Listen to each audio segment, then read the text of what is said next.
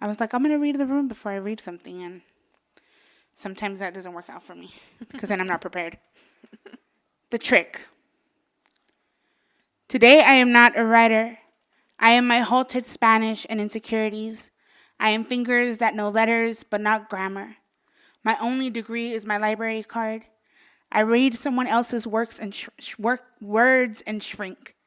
Turn into a speck of envy. Don't know how not to weigh my work against theirs.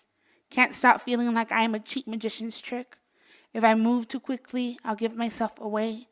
You'll learn I am only stacking these words together to pull myself out. I don't know how you got here. I wasn't trying to save you. All I've been doing is staying alive. Did I tell you about the time that I was dying?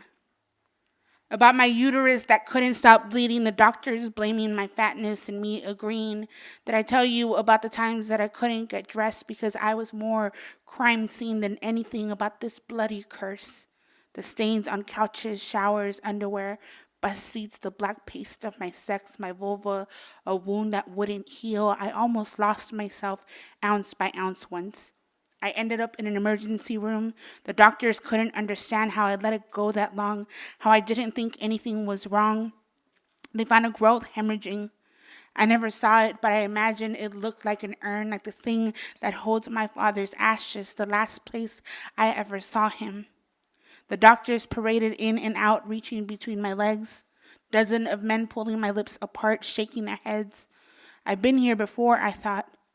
On my back, on a bed, a man disappointed. My mother called relatives, told them that I was sick, referred to my vagina as down there, the beast that can't be named, the sin that must be whispered, a red river down my legs, a soiled gown, a dirty secret. I stopped dying then. It took a while. First came the blood transfusion, and then the clamps clawing open my cervix, me strapped to a bed screaming in pain, thinking of women who endure this, and it isn't to keep them alive, but instead to make them a little bit more dead. How lucky I was, my body more forgiving than I, asking why I was so afraid of her. Why didn't I trust us? Hadn't we buried my father a year before and made it out intact? Hadn't we put down our fists and given up the bruises? Hadn't death asked us over and over again if we were sure we wanted to stay? And hadn't we said yes every time, and didn't it try to take us anyway? Didn't we stay alive?